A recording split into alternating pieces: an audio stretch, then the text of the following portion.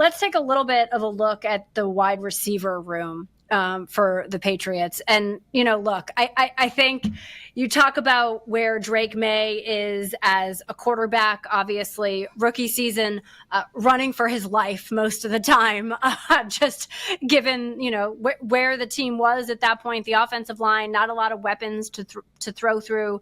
We talked a little bit about the line this year, and albeit it's young, they're hoping to keep him upright, more than he was last season and the 30 plus sacks that he took in his rookie season in the National Football League. But you also tried to add some weapons. Steph Diggs being one of those weapons, and he did not play on Friday night. We heard Vrabel say on WEEI on Monday it was a coach's decision. He was late to practice last Wednesday, undisclosed reason as to why. He did, of course, get back out there on Sunday, was making an impact and has had a good camp. I mean, there's no question that he has really showed some glimpses this camp. And just the fact that he's there and fully healthy and ready to go speaks volumes. And he's a veteran in this league. So you have to, expect the fact that he doesn't need, an entire training camp. Like, he already knows how to be a pro in this league. And I think that is really significant to point out. That being said, I did think that, the wide receiver coach, Todd Downing, spoke a little bit about Diggs and where he is right now in terms of this offense. And I thought it was a pretty interesting statement. So let's go ahead and listen to Downing here.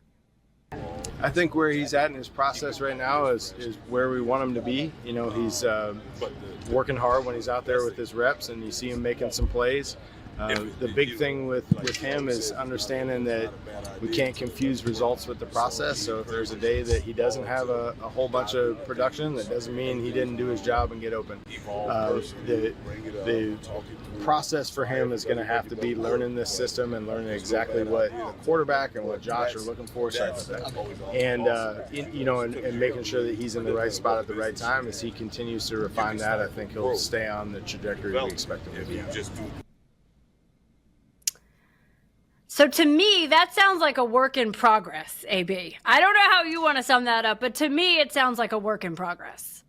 It's definitely a work in progress from the physical side, right? He's just coming back from an ACL and coming back at a rapid speed that I don't think anyone was really ready for him to be ready for week one. So they're definitely going to take it slow with him. But I also thought what Coach said just about the process for the mental side of it, more so in like, you are the star. Like, we brought you in to be that weapon for Drake Maye, but if you don't get those same amount of touches, that doesn't mean that what you did was worthless. Like, you're actually helping us by grabbing attention, blocking, whatever you got to do. And for a star player, regardless of the sport, when your role changes and you aren't the go-to person on every single play, that's a hard thing to overcome and to work through, because you feel that responsibility for your team, and you can also generate confidence and momentum and your swagger. Like Drake Maye said, when Stefon Diggs is in the huddle, there's a different swagger that comes into the huddle and to the offense. It's a real presence that he has. So for Stefon Diggs to learn that, it's going to take time. It's a process. It's not something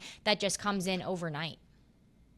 Yeah, but I also think within this Josh McDaniels system, everybody's got to play their role, because it just doesn't work the same way if that isn't happening. So it's important that, even we heard him say it, right? Like, you can't confuse the results with the process. You've got to just lean in to understanding the process and knowing the process and being able to go out there and react, right? And not be thinking about it along the way, because then you're 2 steps behind and the play's not going to go the way it's been designed. So I think it bears watching is what I would say on this one, AB. No, I'm all about it, but this is the guy who they need to be the guy, right? Like, they have invested in Stefon Diggs, and I think he knows that too. That's probably why he has maybe, it wasn't explicitly said, but if they're trying to reel him back on, hey, remember the process, what does that mean on the other side? It probably means that Stefon Diggs is trying to go out and do more and more and more and think he needs to be at a certain level that maybe he just isn't physically or with the playbook yet. And so I think, or with his role. And so I think for that reason, we can probably see behind the scenes Stefon Diggs and his motivation to be that person. Yeah. All right. Well, we all know that Josh McDaniels loves a great slot receiver. There is no question about that. And we have seen an undrafted free agent who has just been standing out throughout camp, certainly made his mark Friday night against the Commanders, talking about Efton Chisum, of course, here. And we had a chance to listen to Drake Maye speak about him after that victory preseason week 1. Let's hear what the quarterback had to say. Yeah, he's a baller. I mean, he loves coming up, ask me questions about routes and things. He loves talking football. He's just a football player, and you saw it tonight, making plays. I'm glad he got in the end zone, and then almost should have got in the end zone again on the screen. He got chased down, but yeah, I think just blocking hard, doing all the right things. I think that kind of is what we're preaching in the offensive room. You do keep doing things the right way and keep showing up. You're going to get rewarded. Sometimes it's the expression that tells you more than even the words that somebody says. And like, as soon as Drake was asked about Chisum, it was like, he just lit up. You could see it, right? And I think that's so significant because for a quarterback to see that he has that sort of excitement, about a kid who's walked in as a UDFA on this team, like out of Eastern Washington. I mean, look, he had success there. There's no question about it, right? I mean, his name is mentioned in some records with Cooper Kupps, and we've seen what he's done in this league. But that being said, I think Drake Maye spoke volumes about how he feels about this kid as a receiver on this team, just with the way he lit up and being asked about him.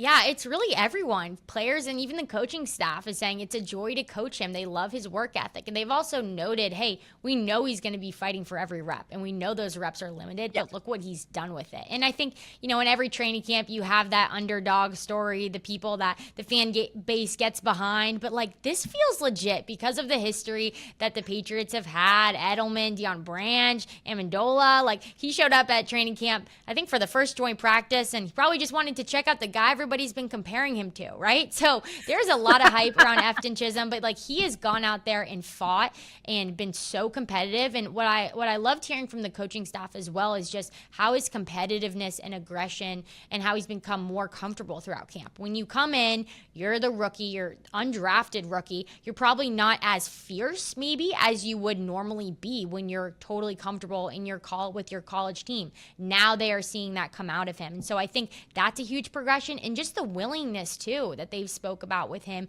to do whatever, to be versatile, to play wherever on the field. Yeah. Because when you're looking at this wide receiver group and you're looking at, okay, if we keep 5 guys, if we keep 6 guys, you better be ready to play special teams. Yeah. Oh, yeah. No question. I mean, there's guys that you have to keep just because of special teams. It's just the way it is in this league. I mean, it's just too important of a game. I think part, you just look at the return game alone, right? And we were talking about it a little bit with Travion Henderson, but clearly, with the rules changing last year, I think the Patriots are leaning into that, and they're expecting to score some points, in that space alone, AB, because the speed that they now have and being able to put the ball in his hands. But I think that Efton Chisum he is doing his very best and doing a very good job of it, of creating a name for him in this space, and certainly getting the buy-in from coaches and from teammates. And sometimes that's all you need, right? I remember Julian Edelman telling me when Bill Belichick called him and said, "We're going to draft you," he was like, you know what he said? He looked at me and he over the phone, he goes, "I don't know what we're going to do with you, but I know you can play ball. So we'll just figure it out." And I think that's part of what these stories are, right? It's we don't know exactly how you're going to fit, but if you can show us that you're going to be able to have an impact, whether it be on special teams or whether it be on certain designed plays, then we're going to find a space for you. And sometimes you just need that foundation, and then you grow from there.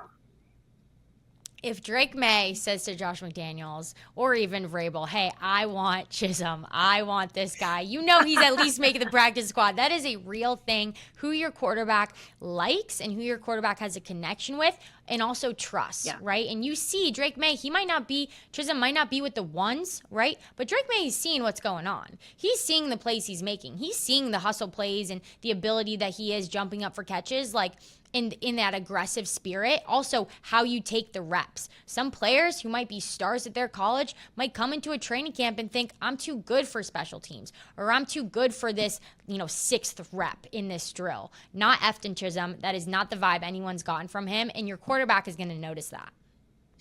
Yeah. Let's talk a little bit about the quarterback just for a minute here, AB.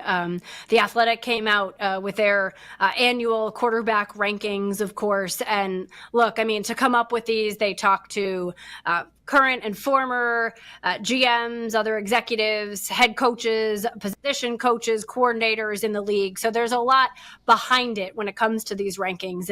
And Drake Maye sort of like, if you take tier 1, tier 2, he's in tier 3, kind of right in the middle, 22nd overall. And I think the concern stemmed from the number of sacks he took a season ago.